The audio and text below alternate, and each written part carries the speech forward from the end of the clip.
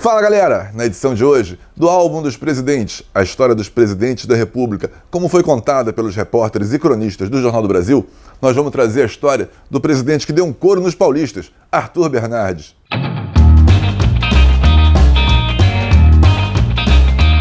Ao desembarcar no Rio para assumir a presidência da República, Arthur da Silva Bernardes foi vaiado e xingado simplesmente ao longo de todo o trajeto em direção ao Palácio do Catete. Tinha antipatia do povo e, principalmente, do Exército. A primeira crise com que se defrontou foi a Revolução de 1923, no Rio Grande do Sul, onde o então presidente da província, Borges de Medeiros, se elegeu pela quinta vez por meio de eleições fraudulentas.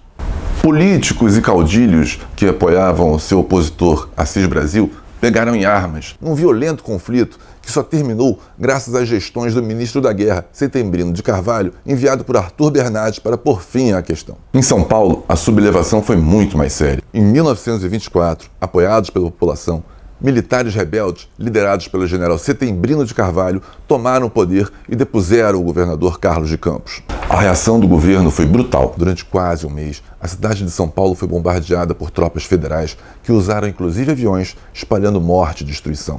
A cidade foi sacudida de surpresa desde a manhã de ontem, com a notícia de haver irrompido em São Paulo um movimento revolucionário.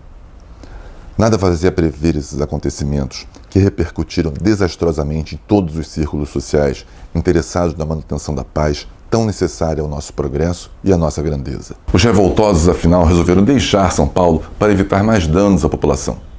Esse também foi o estopim da Coluna Prestes, que durante 3 anos percorreu o Brasil de alto a baixo.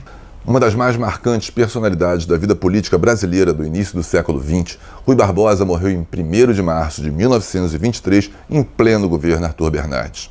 Sua morte, por si só, foi um acontecimento político, e sua saída de cena, motivo para uma homenagem a que raras vezes o Jornal do Brasil se permitiu.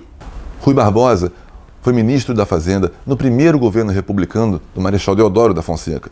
Disputou 3 vezes as eleições. Tinha fama e prestígio, mas não era bom de voto. E nós, do Jornal do Brasil, tínhamos uma razão especial para homenageá-lo. Rui Barbosa era da casa. O Águia de Aia ocupou o cargo de redator-chefe do Jornal do Brasil. E se você quiser conhecer mais histórias dos nossos presidentes da República, acompanhe aqui no canal do Jornal do Brasil o álbum dos presidentes, a história dos presidentes da República, como foi contada pelos repórteres e cronistas do Jornal do Brasil.